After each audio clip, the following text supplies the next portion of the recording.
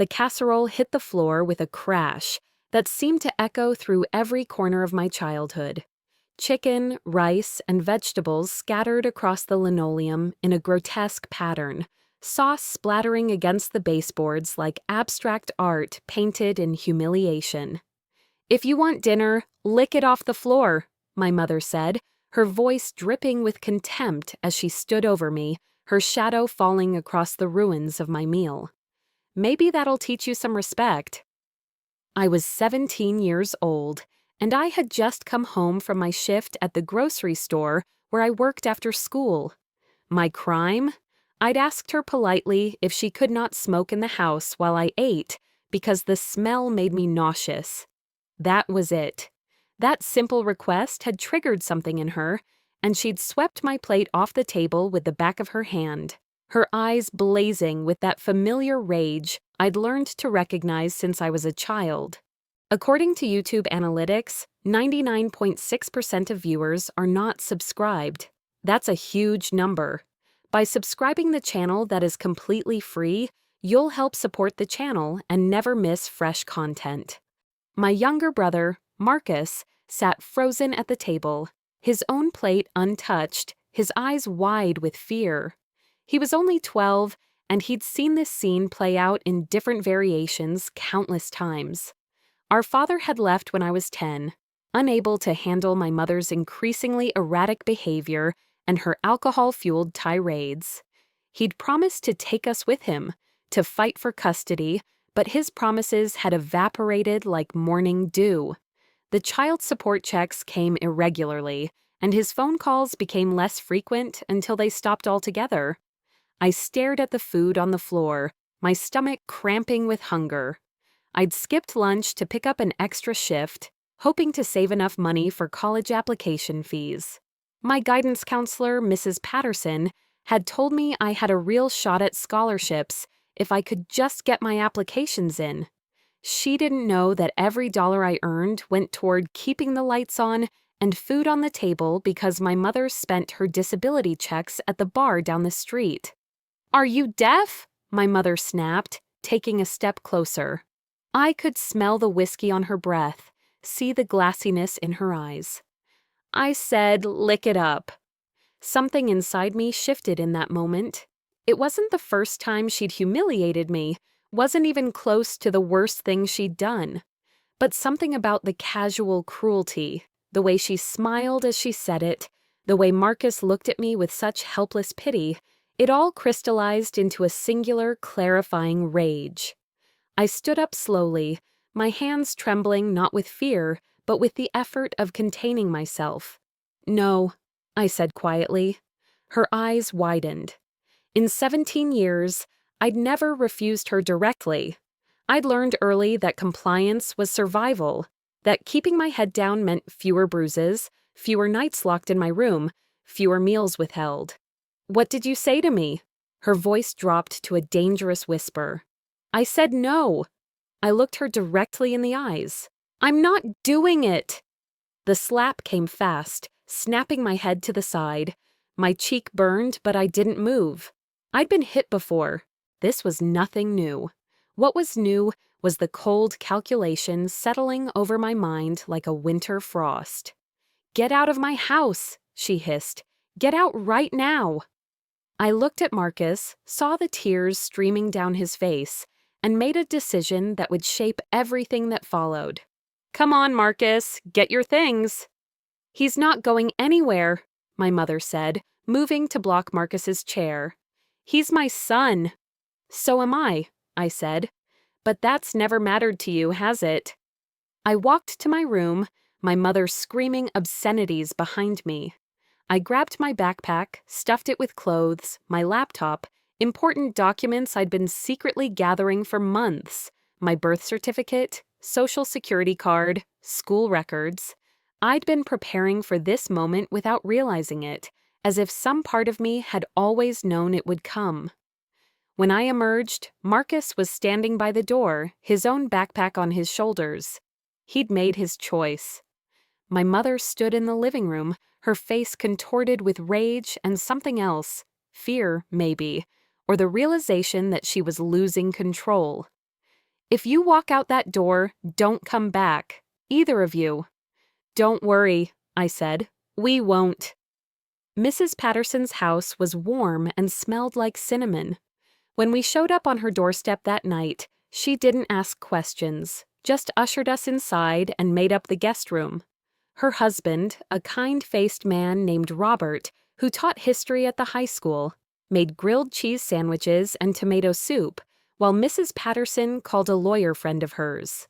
Over the next few days, the story came out. I told them everything, not just that night, but all the nights before it. The times she'd locked me out of the house in winter because I'd gotten a B on a test. The time she'd destroyed my science fair project the night before the competition because I'd ignored her when I was focused on my work. The constant belittling, the financial exploitation, the way she played Marcus and me against each other to maintain control. Marcus told them about things I hadn't known, things that had happened when I was at work. The way she'd started making him steal money from my wallet, the times she'd told him I was planning to abandon him, that I didn't really care about him, that I was just like our father. Mrs. Patterson cried as we talked, and Robert's face grew harder and harder. They'd suspected something was wrong, they said, but they'd never imagined the extent of it. The lawyer, a woman named Susan Chen, who specialized in family law, was more pragmatic. You're 17, close enough to 18 that you could probably emancipate yourself, she told me. But Marcus is a different story. Your mother has custody, and unless we can prove abuse and neglect, which we can, she glanced at the documentation we'd provided. This is still going to be an uphill battle. What do we need to do? I asked. Susan looked at me with something like respect. We need to make a case that not only is your mother unfit, but that you're capable of caring for your brother. That means stable housing, steady income, a plan for the future. It means building a life good enough that a judge will believe a 17-year-old can provide better care than a biological parent. It sounded impossible, but I'd survived 17 years with my mother. Impossible was relative. The Pattersons let us stay for 2 months while I got my feet under me. I picked up extra shifts at the grocery store and found a second job doing data entry in the evenings online. I finished my college applications, and when the acceptance letters started arriving, I actually cried. Full ride to the state university, deferred enrollment so I could work for a year first. It was more than I'd dreamed possible. We found an apartment, a tiny 2-bedroom, in a building that had seen better days, but it was ours. Mrs. Patterson co-signed the lease. Marcus and I moved in with donated furniture and dishes from the church the Pattersons attended. It wasn't much, but when we sat at our own table eating dinner that first night, spaghetti I'd cooked myself, it felt like a palace. Marcus thrived. Away from our mother's chaos, he seemed to unfold like a flower, finally getting sunlight. His grades improved. He joined the school band, something he'd always wanted to do, but our mother had forbidden because the instrument rental was a waste of money. He made friends, real friends, not the troubled kids he'd been gravitating toward. And me? I worked. I worked harder than I'd ever worked in my life. I cooked breakfast before school, packed our lunches, went to classes, worked my shifts, came home to help Marcus with homework, made dinner, did laundry, cleaned the apartment, and studied until my eyes burned.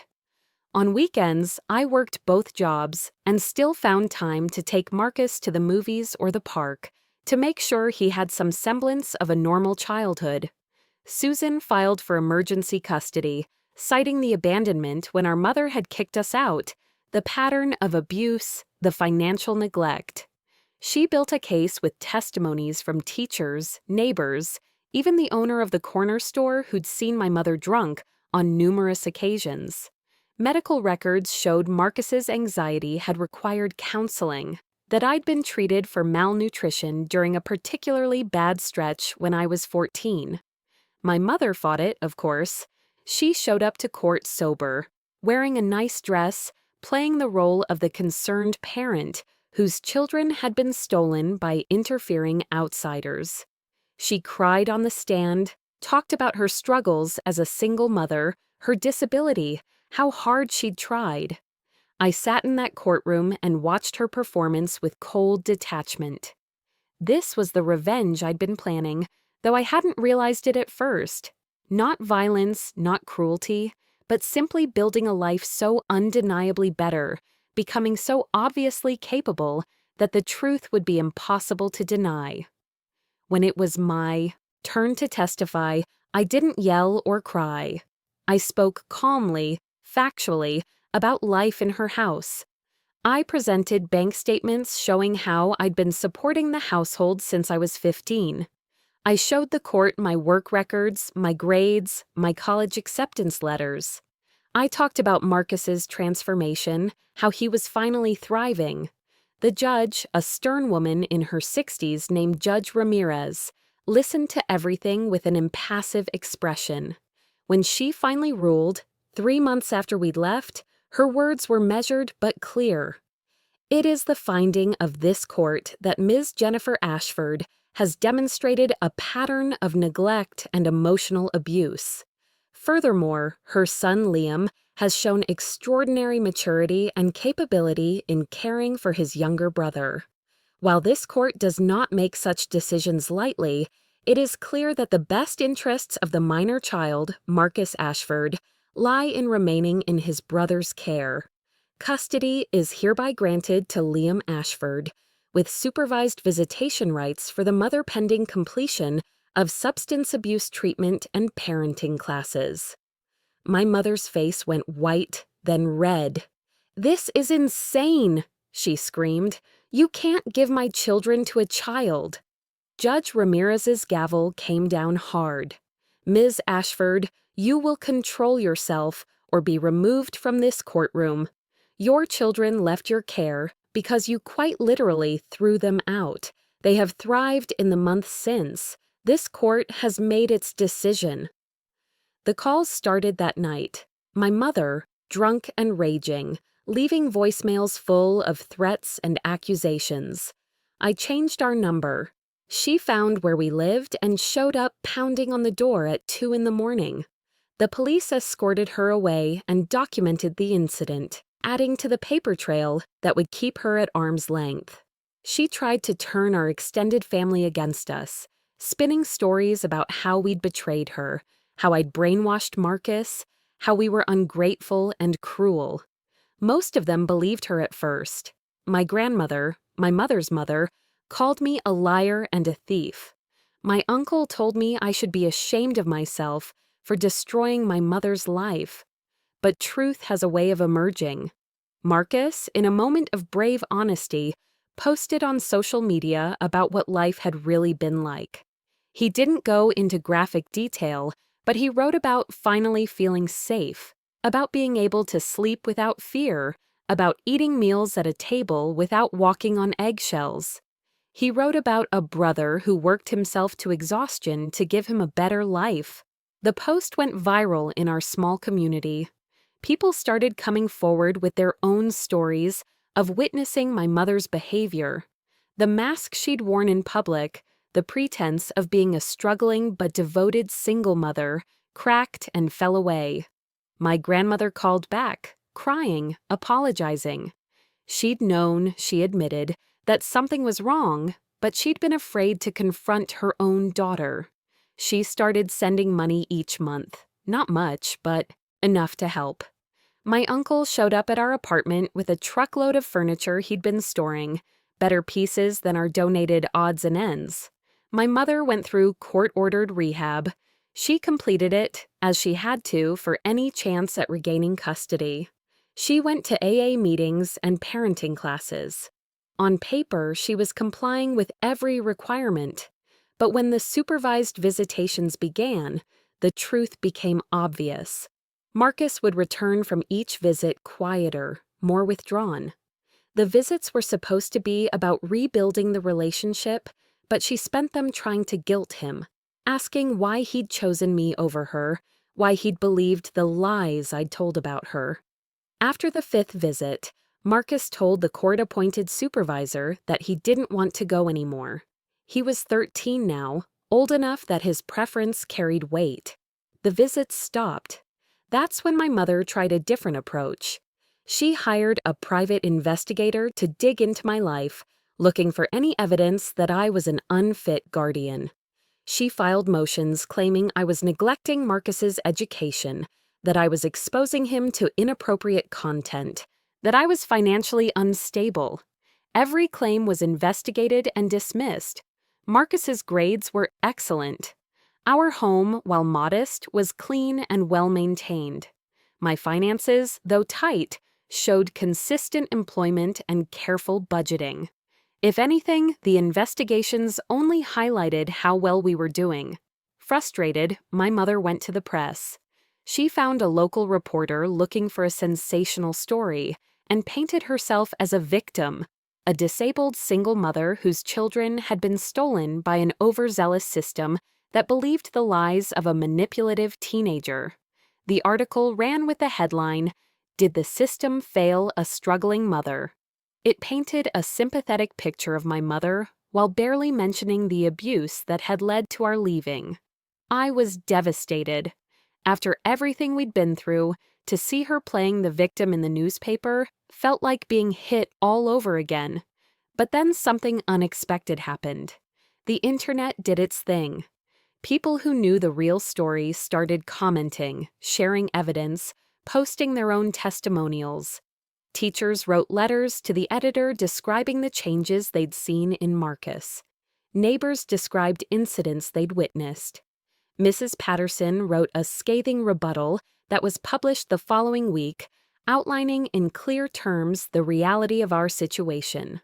The reporter who'd written the original article was forced to write a follow-up that was far more balanced. My mother's attempt to win public sympathy had backfired spectacularly. I turned 18 that spring. It should have been a celebration, but instead, I was exhausted.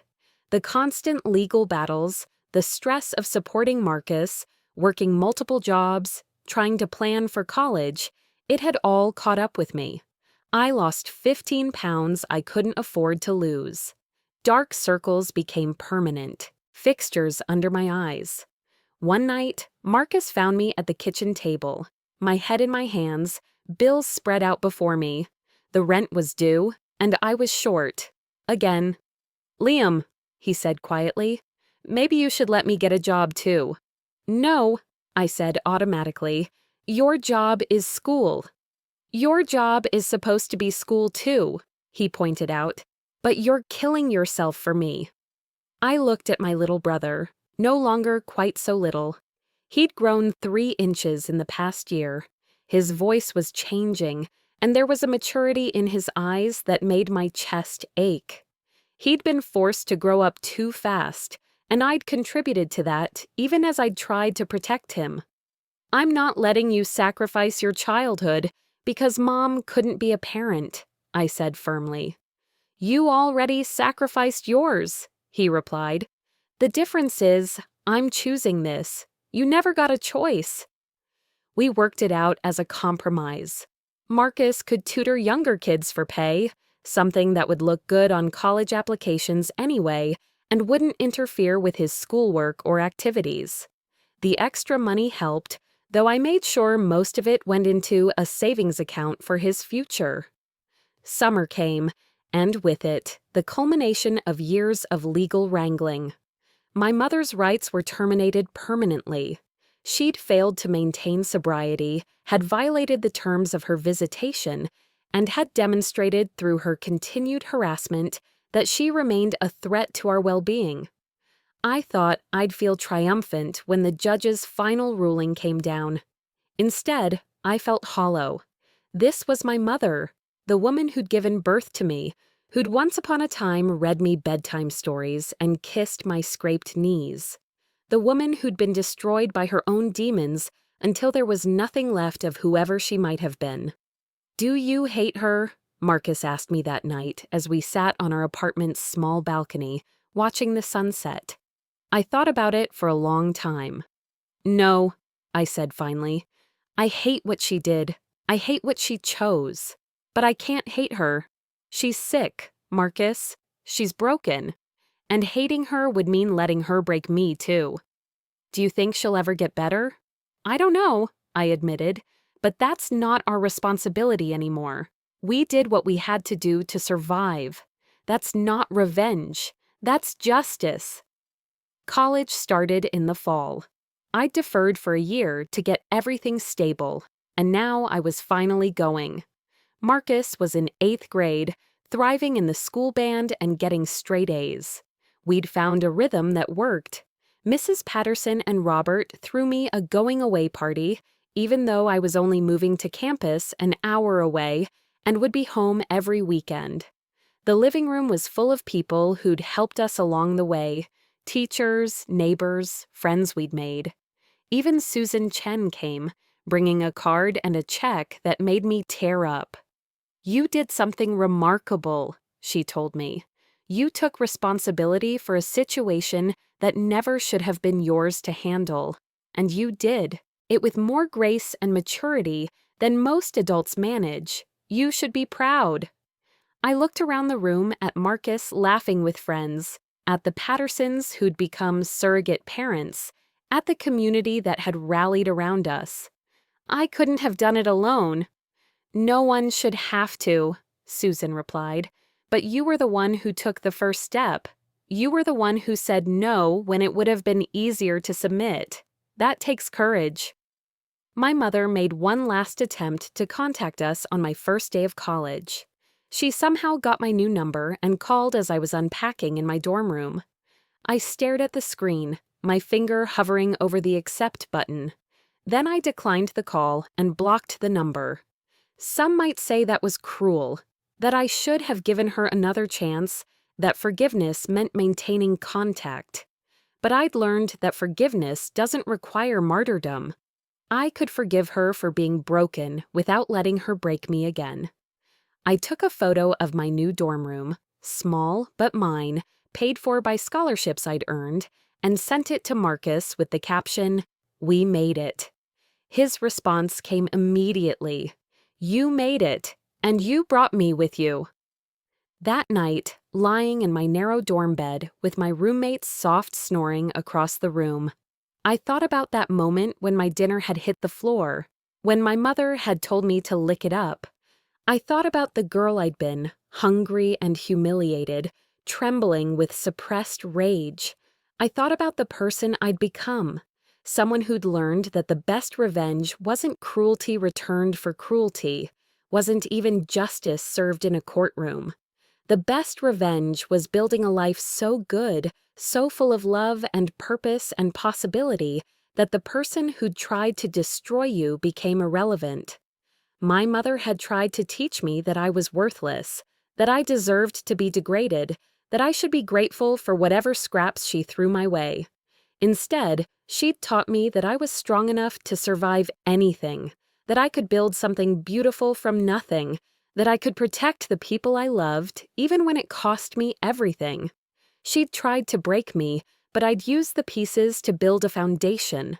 That was my revenge, and it was complete. 5 years later, I walked across a stage in a cap and gown, Marcus cheering from the audience as I received my diploma. I'd graduated summa cum laude with a degree in social work. I was already accepted to graduate school, already planning a career helping kids like Marcus and me, kids caught in impossible situations. Marcus was in high school now, captain of the jazz band, talking about engineering programs at top universities. The scared, anxious 12-year-old who'd watched our mother knock my dinner to the floor was gone, replaced by a confident young man who knew his own worth. We'd both learned the same lesson, though we'd learned it the hardest way possible, that the opposite of abuse isn't revenge. It's healing. It's building. It's choosing every single day to be better than what was done to you. My mother was out there somewhere. I'd heard through the grapevine that she'd moved to another state, that she'd gotten sober for a while and then fallen off the wagon again, that she told anyone who would listen that her children had abandoned her. Let her tell her story. I had mine, and mine had a happy ending after all.